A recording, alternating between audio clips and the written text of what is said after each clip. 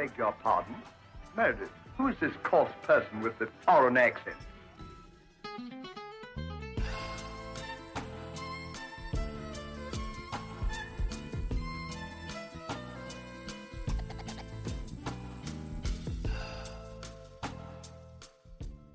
The polarization of our English society based upon what's happening in another country 2,000 miles away should be for English people extremely alarming. And I wish that the majority of good, decent English people who are fed up with all of this, they come up and say, you know, we're not going to tolerate this in our country. This is not part of our English tradition. And sometimes in life, it's the ass.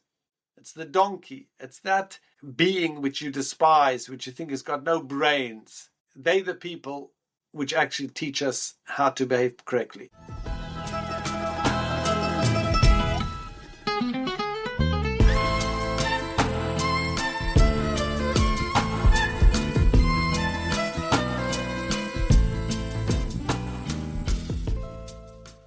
Okay, this is a very special one. We're honored to welcome Rabbi Pesach Efune.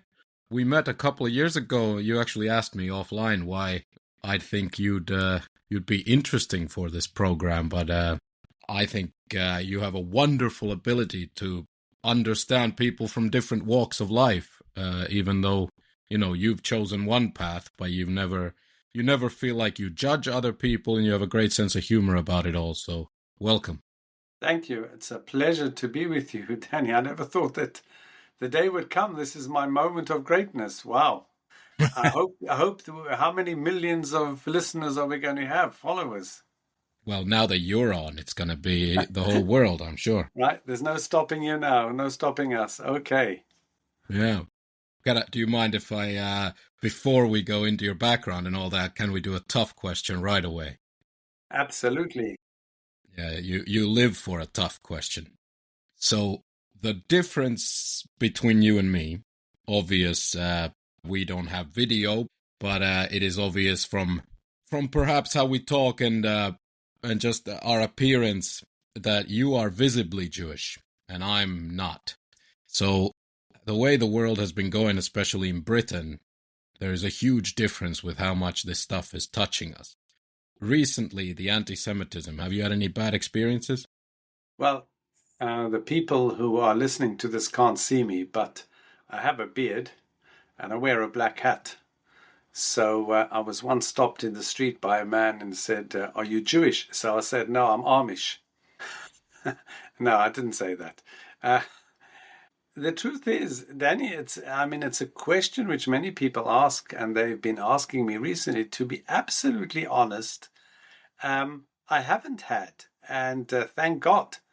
On the contrary, I have had people stopping me, saying how much they disagree with the negativity of other people, how much they support Israel, honestly, how much they pray. Christian people have stopped me, how much they pray for us, for the Jewish people. So I hope that remains that way, honestly. But I can't say that I've had any real negativity.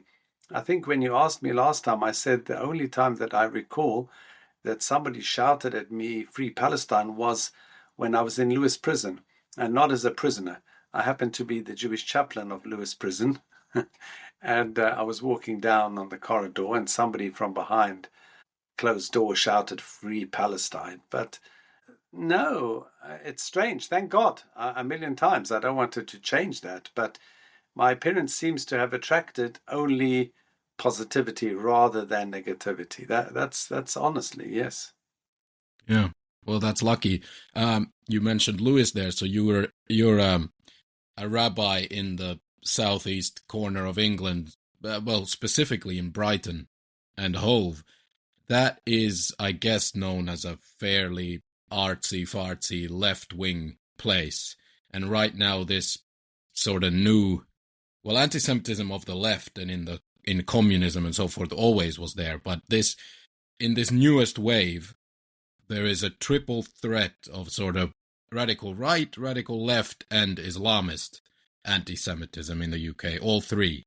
Which one, if any, is a problem, particularly in Brighton and the southeast? Well, you mentioned three different categories. So the far right, let's use those political terms.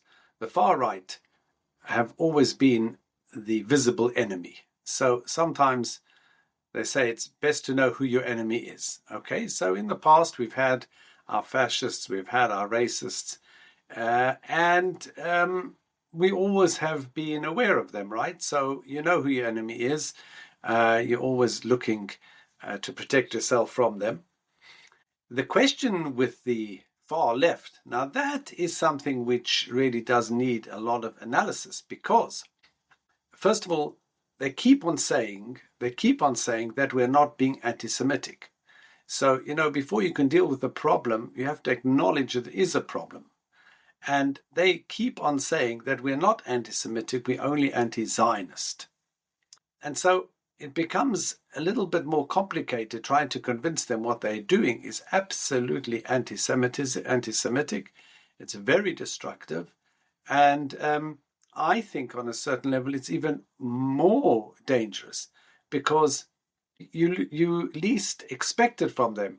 The whole idea, and I've heard this from so many Jewish people, the whole idea of the left is that you're supposed to be, the liberal left, you're supposed to be all-encompassing, you're supposed to be inclusive. We take everybody on board and we don't judge anybody and let live and etc., etc. That's been their mantra, except when it comes to the Jews and Israel. So we are the exception, and the viciousness that we have read about and the vitriol that comes from the far left, I don't know if I would say it's even worse than the right, but on a certain level it is worse because you don't expect it. And not only that, as I said before, they won't even accept that there's a problem. And they keep on throwing back in your face that it's your problem. So, that in itself, it needs a lot of analysis why Israel in particular evokes in them so much passion. Islam, that is a problem not only for Jews, that's a problem for Christians as well. And that is another dynamic because I believe, I don't know if you want to go into this now, is the problem with Israel and Islam is not a political problem, it's a religious problem.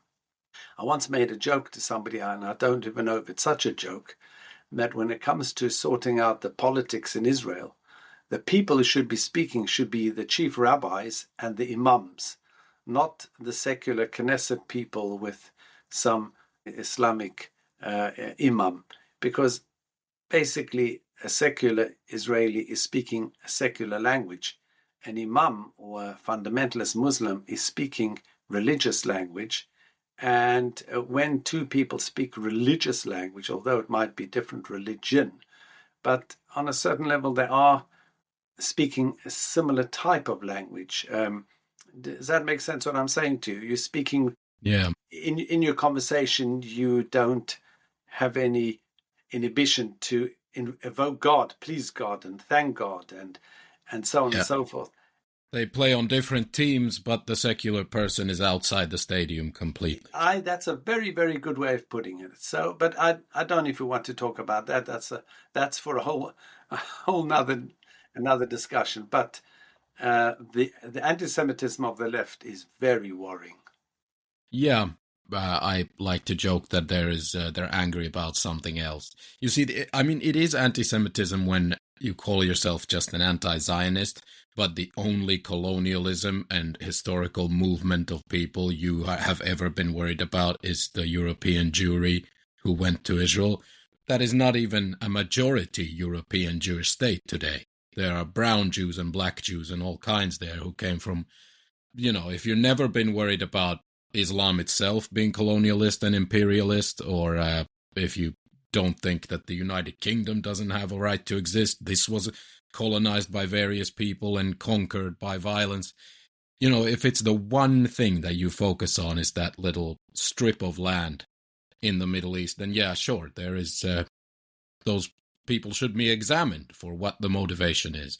I always say it's anger about something else, and Zionism is a buzzword that they picked up on, and really they're angry at their fathers or their mothers or their cats. But that's very arrogant of me to say that. I recognize that. You know what's interesting is just in terms of the whole debate. It's actually not really a debate, because what they have done, I don't know who their PR companies are, but they are the best in the world, because they've coined certain words like apartheid, like genocide, like colonialism, which are such big subjects, but somehow they've been able to pin that on to Israel.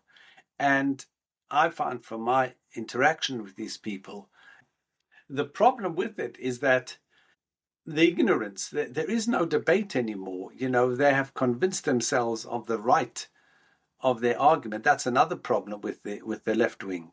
They really believe that they are right. So no matter what you're going to say to them, you can't even debate it. You can't even talk about it. You've probably detected from my accent that I'm from South Africa. And I was brought up and I grew up in real apartheid. And I can tell you what apartheid really is. And Israel is nothing, nowhere near an apartheid state. And yet it's stuck. When you speak about colonialism, all you have to look at the size of the Arab world. Israel is so tiny, you can't even write the word Israel on the place where it is on a map. When you talk about genocide, do people actually understand what the real definition of the genocide is? But these words have stuck. And as I said before, the PR companies or whoever thought of them, it's almost impossible to re-educate people. It's so weird. It's like me saying, I believe the world is flat. I don't care what you say. I really don't care what you say. The world is flat. And I want to live my life saying the world is flat. The earth is flat. So that's the absurdity of the whole discussion. There isn't a discussion. Yeah, I agree. You grew up in South Africa. At what age did you know you wanted to be a rabbi? Or was it from the get-go? No, I probably decided at a young age I wanted to be a rabbi. I left South Africa when I was 17 to go and study in seminary in yeshiva. And I somehow just felt that's what my life's calling was. I can't tell you exact date, but I was pretty young. I had a feeling this is what I wanted to do, yeah. Then from South Africa, was it Israel next? What age was that? Yes, so when I left South Africa, there was no, for those listeners who are not familiar, the term for a rabbinic seminary is called the yeshiva. That's where you study Jewish texts, and then eventually, if you want to, you don't have to, but if you want to, it can culminate in being tested for the rabbinate. So South Africa at that time didn't have a yeshiva. There were Jewish high schools, which I attended, but then most of us had to leave and go overseas. So I first went to Israel, and then I was in America, and for a little while, my yeshiva sent us, a group of us, to help establish another center of higher Jewish learning in Caracas, in Venezuela, before Maduro. and then I came back to New York. That's where I got my rabbinical ordination. Yeah, and then I've been in England. My wife is from England, so I got married, and I've been in Brighton, actually, a rabbi in Brighton for almost 40 years, 39 and a half years. How would you explain to a casual observer the organization or the strand or sect of Judaism that you represent? Well, I would say, I'm just coining this now, non-judgmental orthodoxy. How does that sound? Yeah. Meaning to say, if you saw me, and certainly I would say in my own personal life and in the life of my family, we are very orthodox, okay? Meaning to say that we feel the traditions, the whole interpretation of Judaism is traditional, and it's not really up for negotiation. However, the belief that we have is that the Jewish soul transcends practice. It transcends external appearances. It's so much deeper. I like to call it a Jewish gene. And so therefore, all of us have our challenges in life, and some Jews have different type of challenges, and others have another set of challenges. It's not for me to judge them. It's not for me to say, that means you are excluded. So I would say that in terms of my rabbinate, in terms of my worldview, I would like to be as welcoming as I possibly can. I would even extend it to every human being, because a central part of our tradition is that all human beings share something. We all have something in common. That is that we all are created in God's image, which means that we have to respect each other. And it's okay to have difference of opinions. It's quite okay. The world will be a very boring place if we all did the same thing. The difference is when it comes down to belittling another person or discrediting them or excluding them because of their beliefs. And I think that it's a big mistake on many religious traditions. I'm not sure if you're aware of that. I'm sure you are, Danny. But Judaism does not believe that Judaism is the only route to, I'm going to use this word, salvation. For Jews, it is the route for salvation. You might be interested to know, I go and speak to non-Jewish schools. I get invited from time to time. And I always end off the class, because when I first started doing this, I never realized that the majority of people in this country don't consider themselves to be Christian. They consider themselves to be nothing. They would say to me, the children, well, their parents are Christian, but they are not. And I always finish off my talk, my lecture, whatever class I'm taking, by telling the children to go to church more often. And I get a smile from the teachers. And so once or twice they come up to me and they say, well, it's so strange that the children are hearing from the rabbi that they should go to church more often.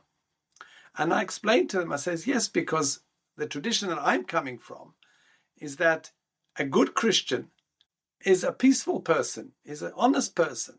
And if that is the way that their religion manifests itself, that's my obligation, that's my responsibility to the non-Jewish world. I do not have an obligation to convert them to being Jewish, because by doing so, what am I saying actually, Danny? I'm saying that Judaism is superior. In other words, you might be a good Christian, but you're not necessarily going to go to heaven. And that's what a lot of religious people say, whether it's Christian people or Muslim people. We like you, you're a nice person, but unless you become a Christian, unless you become a Muslim, I'm not sure whether you're going to go to heaven. Well, it's worse than that. Technically, you're going to go to Okay, hell. well, I'm not going to be so. Could be. I'm going to say from a Jewish perspective, no. I want you to be the best Muslim that you can be, and I want you to be the best Christian that you can be. Believe in God, have morality, have honesty, and that's my obligation towards you, the 7 Noahide commandments. And you can go to heaven with those, by the way. You can probably go to heaven sometimes, maybe even quicker than a non-practicing Jew.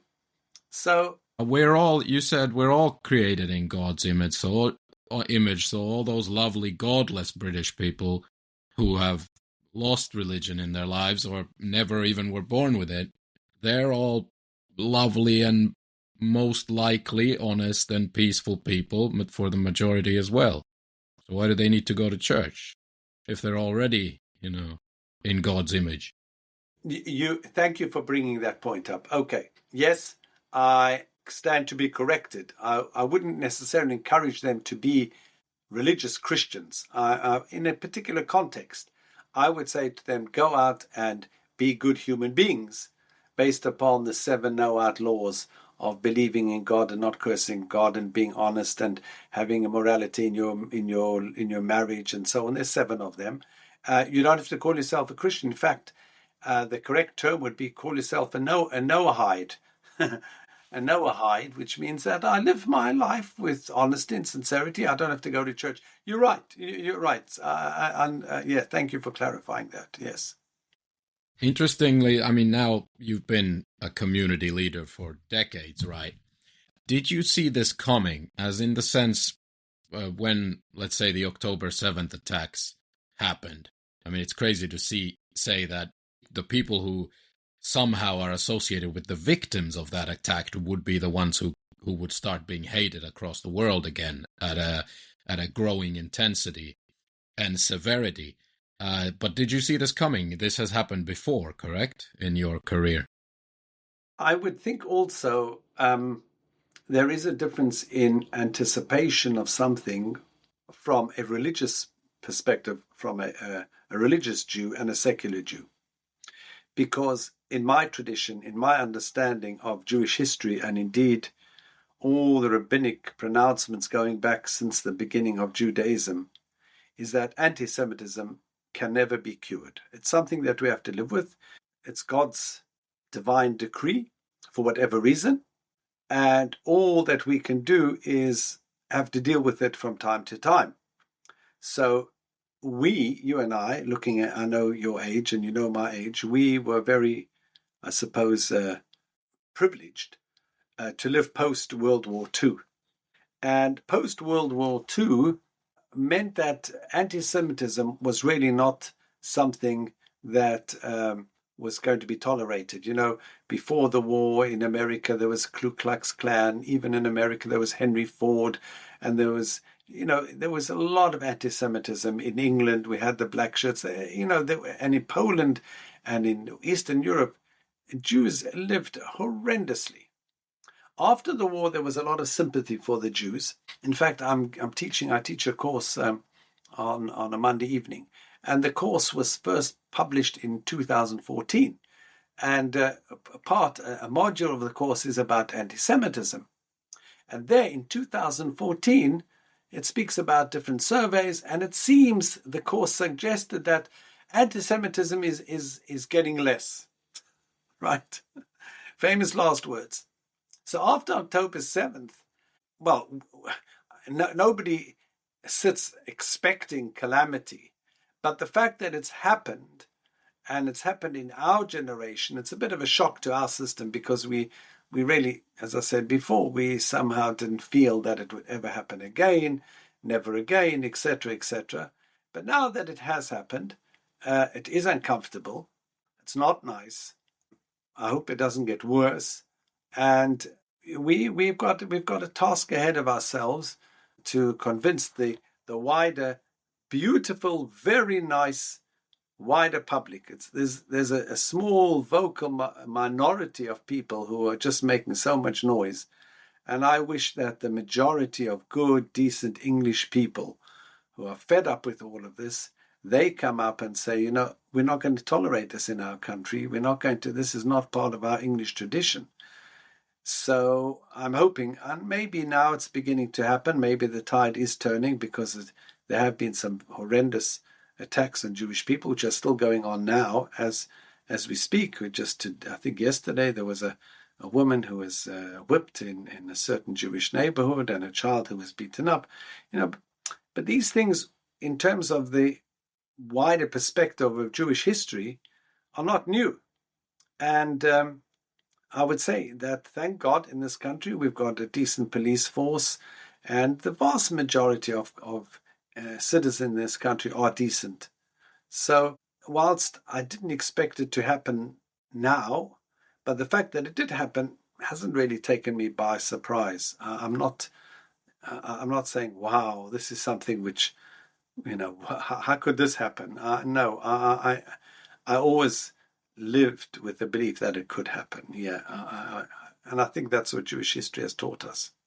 Yeah. First of all, I want to give some context here to people what the rise in anti-Semitism looks like. So these are from CST, these numbers, and this is obviously only reported anti-Semitic incidents in the UK. That means, usually if it's name calling or internet bullying, people don't report that to the police or anything. But before the October 7th attack, attacks of 2023, in 2022 there were 1,662 reported incidents. Now, since 2023, it's been more like 3,700, 3,600, and 4,300. The peak was in 2023. So it's a dramatic increase in incidents. And I'm not going to dig into their methodology, whether incident means anything being just said. You know, words don't hurt as bad as knives and guns. So, but anyway, that just to illustrate that it is, we're not inventing this, that clearly something is happening in our society that is vastly different from, let's say, 5 years ago. I'll tell you, besides those statistics, I want to tell you something else in a wider context, which is much more alarming, more so for the wider community than even for the Jews, the polarization in our politics. I have got no doubt whatsoever. This last week there was elections, local council elections. I've got no doubt whatsoever that if it wasn't for this particular October and the war in Iran and the war in Gaza, the Reform and Green parties would not have achieved anywhere the numbers that they have achieved. Probably Labour would have lost some seats to the Conservatives, but the polarization of our English society based upon what's happening in another country 2,000 miles away should be for English people extremely alarming. Extremely alarming. Because I'm not a historian in terms of looking back in the political scene, but I can't imagine a time where issues which should have been local issues to be dealt with for this country or particular community have now been almost sidelined. You know, let's take the Green Party. 5 years ago, the Green Party was all about green and environmental things. In fact, I think a lot of people would have thought that there's something which is not bad about it. We're all concerned about climate change, etc., etc. Today, their main policy has to do with Gaza. They've got no influence over Gaza or Israel. It's 2,000 miles away. I think last time I said to you, could you imagine if I set up a party which was pro-Ukraine? I don't think I'll get one vote. Maybe, Danny, you'll vote for me. I don't know. But it's absurd that party after party are sitting and standing on these platforms where the local councils should be speaking about the potholes and our schools and our NHS and, I don't know, all the local issues which I expect from a local politician. And I think for this society, it's splitting English society. And I appeal to all sound and logical members of British society to say enough is enough. Stop it already. Yes. We want to talk about our things. So not only has it created so much anti-Semitism, but it's actually creating a split now in society. I'm going to just finish on this. Another time I was stopped by a very sweet lady, asked me if I'm Jewish, etc., etc.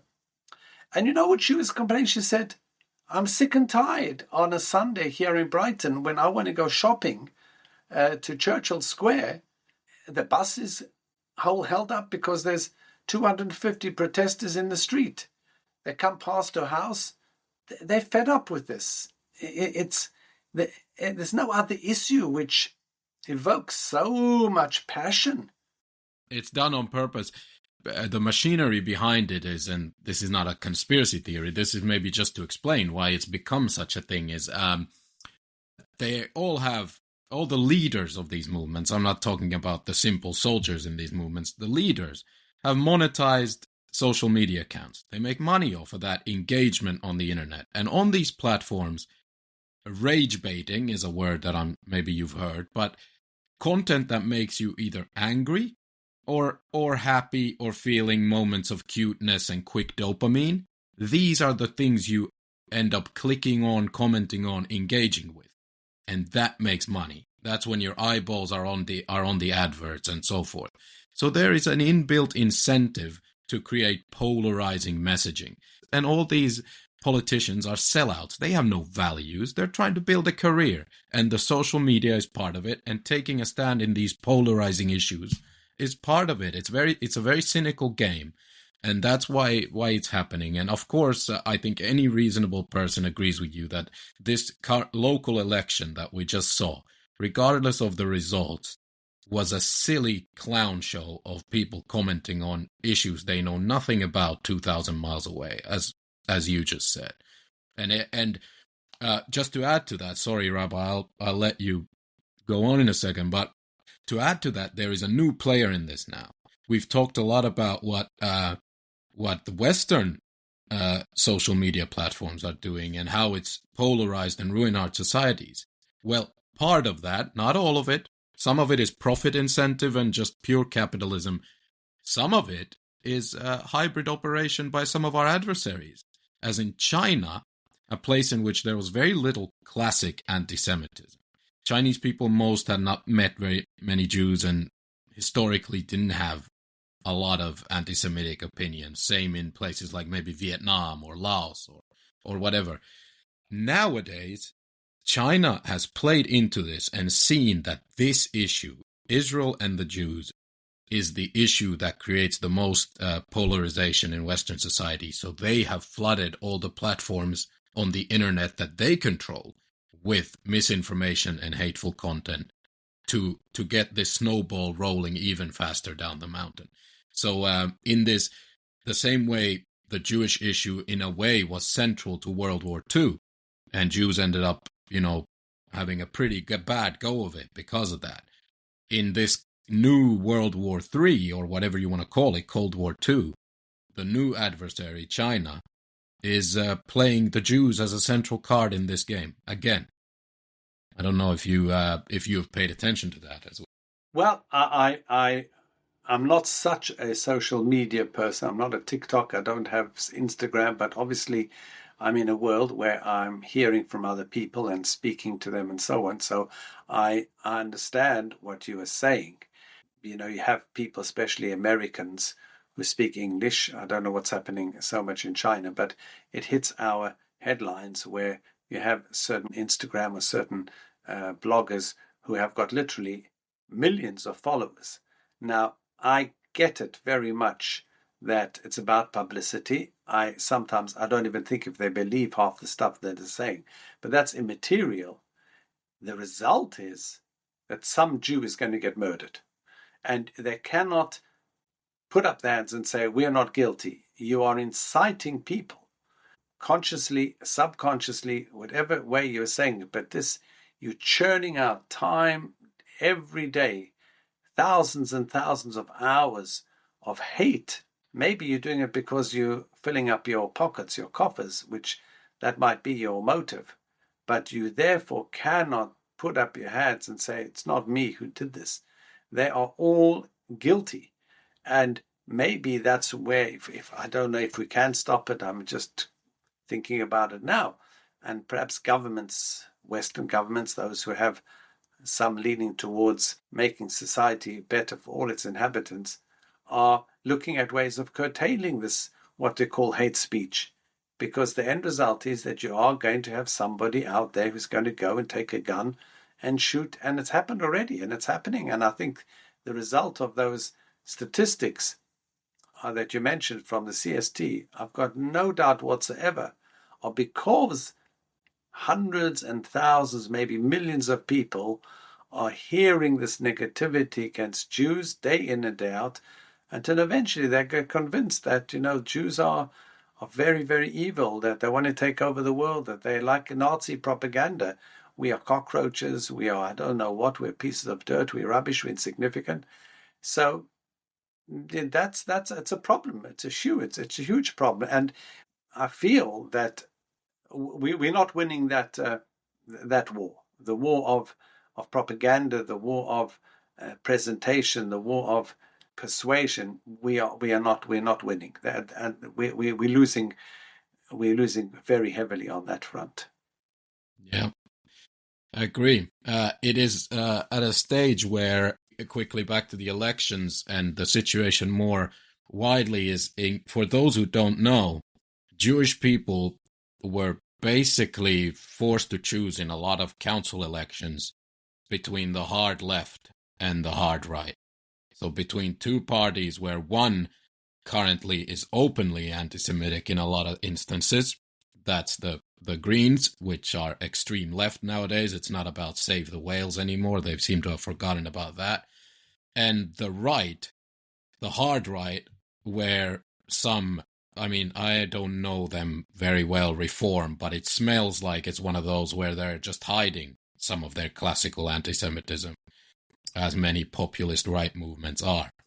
So it's a tough reality that in 2026, 80 years since the Holocaust, Jews feel safer in Germany and Poland than they feel in the UK.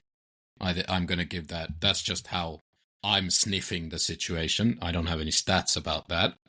And also they are voting hard right because the only other option was hard left. So can you believe that we would arrive at such a situation? That observation is absolutely correct, but it's alarming. It's incredible that we should be in this position to have to choose. But I would go even further, that it's not only Jews who have to choose now, but I think the wider public have to choose, and they have chosen. And you can see that that's caused this polarization. And I laugh and I get quite irate when I hear the politicians on the left saying on the Green Party, oh, we anti-Semitism we abhor, and there's no anti-Semitism. We just don't like government. We don't like Netanyahu. Then it's like me saying, I don't like the Vatican. I don't like the Pope. And I think the Vatican has got no right to exist. And the Pope is evil. But I really love all Catholics. But I keep on churning this out day in and day out. The Vatican is evil. It's got no right to exist. It's actually part of Italy. It's a rogue state. It's whatever it is. And the Pope is just running money and he's a politician, blah, blah, blah. Eventually, somebody's going to kill a nun. Somebody's going to put a bomb in some local Catholic church somewhere in the world. And that's the reality. You can't distinguish between the two. And when people say that I'm not anti-Jewish, but I'm anti-Israel, what do you actually mean by that? When you talk about from the river to the sea, what actually are you saying? That at the moment now there are 7 million Jews living there. From the river to the sea, we just saw it on October 7th in how many hours? It was 12 hours or 15 hours before the Israeli army was able to wrest control of those places. Over 1,300 people were murdered and kidnapped and so on. There's no plan B for the Jews. For Israel, there is no plan B. We aren't going anywhere. So we just have to connect the two, that being anti-Zionist is anti-Jewish. It does not mean, by the way, that I don't have opinion about the Israeli government. And in fact, my opinion is totally irrelevant. Why should my opinion even matter? It's like you asking me, do I believe there's life on Mars? And if I do and I don't, what has it got to do? It's got nothing. I don't have any control over it. I can only control where I'm living, and I have to be a good person. What my opinion of Mr. Starmer is or anybody else, it's irrelevant. It's a democracy. I will vote or I won't vote. That's my choice. But why are you asking me what my opinion is? And if you don't like Mr. Netanyahu, who's asking you? If you don't like and you're an Israeli citizen, you'll be in Israel and you'll vote. It's the same thing. People never ask me, do I like Meloni in Italy? Or do I like Le Pen in France? It doesn't affect me. Why are you asking me that question? Or the Jewish heads of states that there are. Mexico and Ukraine have Jewish heads of state, and nobody seems to be caring about that when it comes to our opinions. But so it's just a guise. It's part of this left-wing thing. We love you Jews. We actually love you, but we don't like the country that you identify with. Come on. It's a silly argument that. They luckily have a split in the West. They are trying to reconcile their position on the Jews, and you should always be worried about a political movement when one of their sort of defining problems has something to do with Jewish people, because that sounds so wrong. But basically, their entire ideology of this anti-West, they call it third worldism or anti-colonialism or post-colonialism, whatever you want to call it, that ideology on the hard left, in order to explain their position on Israel not having the right to exist and being some kind of colonial imposition on the Arab world, they have to say that Jews are white people, which is, first of all, not true at all.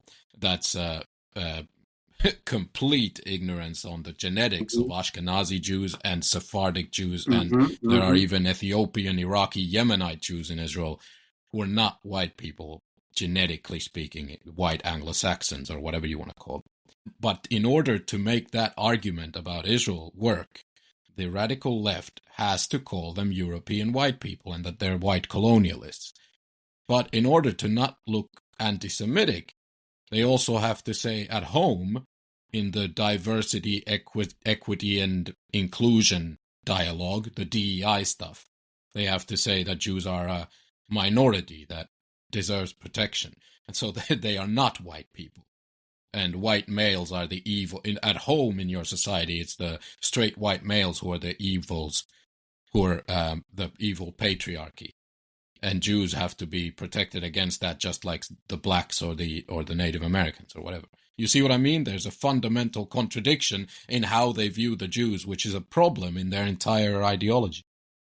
But, Danny, you are trying to explain it logically. Anti-Semitism is not logic. You know, the question about whether Israel has the right to exist, that question shouldn't even be asked anymore. That question could have been asked on the 13th of May, 1948. After the 14th of May, 1948, Israel became an existence. It's there. Now, what tends to happen in history is a war was fought. Do you know, half of Europe, if you go to Italy today, you'll find people who speak French. If you go to France, you'll see people speaking German because, you know, a part of all of those countries, a war was fought, and one of those countries was victorious, and the minority people just became German citizens or French citizens. They could continue speaking their language, but that's the politics of it. Israel fought a war, right? Even if it wasn't through the United Nations, I don't care anymore. 8 million people now, 7 million Jews, however many Jews there are in Israel. They are fighting for their place. And the way of the world is, if you are stronger, you win. End of story. And if you are clever, if you're a minority, you join in. And there are over 1.5 million Arabs who live in Israel, who are Israeli citizens, who realize nobody's interfering in their religious practices or demanding that they speak Hebrew, they speak Arabic. They can live their lives as Israeli citizens. It's only those group of people which, I believe, again, because of anti-Semitism, because it's the Jews, that they have not allowed this peace to reign. Even let's take Yehuda and Shomron. I don't know what the big problem is. A war was fought in 1967. That's the West Bank. It happens all the time in Gaza. It happens all the time. Israel won the war and they conquered the land. End of story. It now becomes part of your country. I mean, the whole of Europe. Russia. Speak to Russia. Russia just walked into Crimea. They tried to do it in Ukraine. And China did it with Tibet. And I don't know which other countries are doing it. Western Sahara now has been annexed by Morocco. Where's the world outcry? Where are all the people on the streets? No, the rest of the world, they accept it. Africa is a totally different conversation, right? Right. The only place where this is not acceptable is Israel. Yeah. In Africa, there's worse than that. I mean, there are Islamist militias slaughtering, raping, and hacking to death Christians as we speak, and you never even see it on the news. Nobody cares. And that's something about humans. And what you said about warfare, it's a brutal way of putting it, but yes, that's true. Historically speaking, the majority of historical wars ended in absolute atrocities. I mean, the way China fought wars in history was that the other population was just genocided by default by the winner. And I'm not saying we should go back to that. I mean, but I'm saying that actually what Israel has done, to its own great misfortune, is conquer these lands and their population. And because Jordan and Egypt have always refused to want anything to do with them. And they were relieved when Israel took this problem onto themselves. And the thing is, I mean, to push back a little bit on the status of Arabs who are citizens, they're not doing well. I mean, their crime rate is through the roof, and their cities are second-class cities when it comes to public services and public transport, everything. But they're still doing better than any other quote-unquote loser of a historical war would have done on average. You know, guess there's a point there somewhere. Danny, I think that if there wasn't this hostility, the Arab cities in Israel would all be flourishing as much as the Jewish cities. Unfortunately, we've got still the politics, we've got the security, all of those negativities. But how many, when you go to Israel today, how many Arab doctors are there? How many judges are there? How many lawyers? How many Arabs who actually live in Tel Aviv or in Jerusalem or in Haifa? So there is a lot of integration. If you want to have the integration, is there total love between, in this country, there's a lot of white people which don't like ethnic minorities as well. Therefore, are you going to say that England is apartheid country? America is the most racist place that you could ever but it's not racist in the sense that there's no legislation which is legal to discriminate against one ethnicity and another. And that's the same thing with Israel. But the rest of the world will not allow Israel just to get on with its happy way of growing and doing the best for its citizens. And I believe, again, that's anti-Semitic. That I would say people don't even realize it's anti-Semitic. Yeah, when you only focus on that one country's problems and crimes, of which there are many. The thing is that society doesn't deny that, and these things are debated within Israel more than anywhere else. And but if you only focus on the mistakes and potential crimes and potential accidental crimes and awful misjudgments of strategy and policy in history that Israel has certainly made, but if that's the only one you care about, then I think I agree with you that the motivations of that are suspect, to say the least, and probably you have a problem with you have made a demon in your head, and that demon, you might give it the name of Israel or Zionism or the Netanyahu government or whatever, but actually your demon is something else. Maybe it's not Jews, maybe it is your mother, your father, or your cat, I don't know, or your childhood, but it's something. There is a suspect motive behind that. 100%. I can't agree with you more. You're talking about Africa.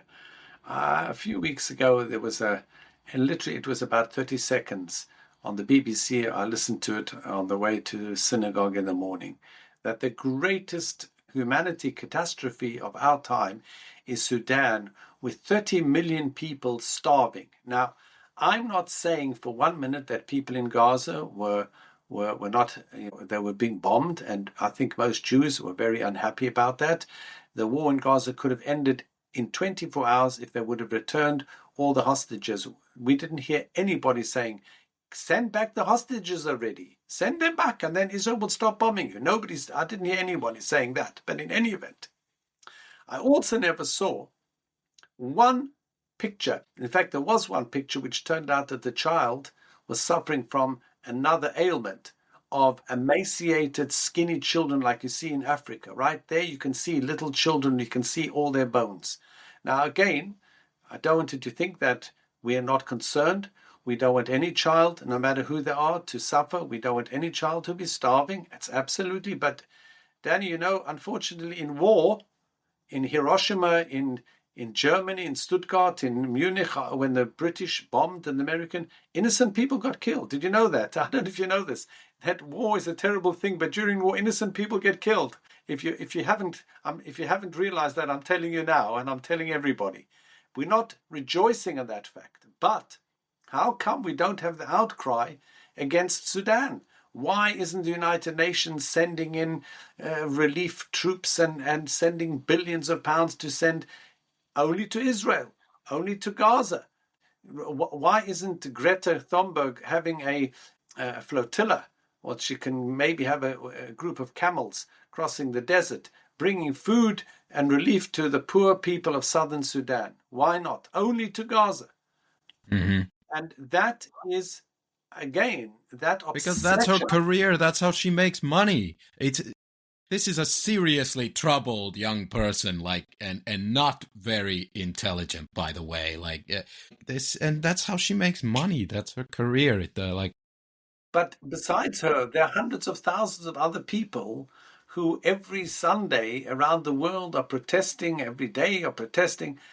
Why isn't the United Nations or anybody sending aeroplanes and dropping relief foods to the starving? Literally, kids today, as we speak now, there are children who are starving, who are dying from because they can't have water. Where's the outcry? And here's what nobody also wants to mention is if anyone were doing that, it would be the United States. And people hate that because then it's foreign intervention again. If anyone were to go in and stop this in Sudan or in Nigeria, it's only the Americans who would take that on.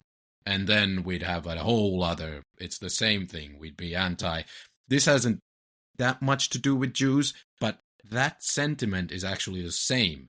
Now we're talking about the hard left anti-Semitism. It's also anti-Westernism. It's whatever the United States and what they think is their little Satan that they control, Israel, or that controls it, which is a classic anti-Semitic conspiracy theory from the Tsarist Russia. United States goes into the same, even the United Kingdom. This ideology even opposed the Falklands War under the same stuff. Like, whatever this civilization does is evil in this ideology, among the extreme left. Well, that's for another whole discussion about I know where westernized democracy is going. I don't know. That's for a... Yeah. I wanted to add something, though. I know we're going a lot of tangents, but you're a very intelligent person. You could comment on anything. But what you said earlier, to bring it back to how Jewish people are always connected to Israel, and we've made that mistake by going into talking about Israel in a conversation about anti-Semitism in Europe. But it's because, of course, in Jewish communities, the emotional connection to the only Jewish state in the world is huge. But what you said about Vatican is interesting, because actually being anti-Catholic based on what the Vatican does, in a weird way, makes much more sense than being against Jews because of what Israel does. Because the Vatican hierarchy does control the priests all the way to the bottom, to a certain extent, right? As in, they do have an official hierarchy. Whereas there is no Israeli state hierarchy that extends to Jewish communities in the world. They can do outreach work, and there are movements that come around and do summer camps and education for children and all that, and you can disagree or agree with them and their message, but there's no official position that the State of Israel holds in the Jewish communities in Britain. Yeah, that's a very interesting observation. Yes, I think maybe your observation is strengthening the point that I keep on trying to make, is that if your anti-Israel manifests itself in such a deep way to anti-Jews, then that is anti-Semitism, because there's no other logical way of explaining it. There is no other logical way. That a Jew walking in the street of Brighton or Golders Green is therefore responsible and connected with maybe a perceived wrong of the state of Israel. Why are you connecting the two? You're connecting the two only because they're both identified with Judaism. And because you hate one part of it, therefore you're going to hate the other part. I would say that's classic anti-Semitism. I don't think you can logically argue it in any other way. And all those people who try to argue it that we're only anti-Israel but not anti-Semitic, either they're not very clever or they're just not very honest. Yep. I know I've kept you for very long, but the name of this program is The Talking Ass. Could you give the entire audience now a lesson, as you are an expert on the Torah, the first 5 books of Moses? What is the story of the talking ass, and what is the moral of that story? Well, the talking ass, let me throw it back at you. Why did you call your podcast Talking Ass? Because I knew about that story, and I think the irreverent tone sometimes, not in this episode, but in some others, and maybe in my personality, it's fitting. But then knowing about that story reveals a person who might have also read 1 or 2 books in his life, including all various versions of the Bible and the Torah. So I'll share with you one. The rider of that ass was a man called Bilam. Now, Bilam is identified, believe it or not, as a prophet. It's quite strange that within the Torah, which is obviously a book directed specifically to Jews, although the message is universal, and therefore when we speak about the messengers of God, i.e. those who merit some sort of godly conversation, and other religious groups would not openly apply to people who don't identify with that particular group. So if the Torah is, as indeed Abraham, Isaac, and Jacob, Moses, Aaron, Joshua, these are all Jewish prophets in the Bible, all of a sudden we have this man Bilam. Now Bilam is identified as a non-Jewish prophet. God spoke to him and he didn't listen. He thought he was clever. And I think one of the lessons that we can learn from the ass, who shows Bilam up? Who actually says to Bilam, really, Bilam, you have got great potential. God gave you something, which in the non-Jewish world, you could have been a tremendous inspiration. And there are many people who are like that.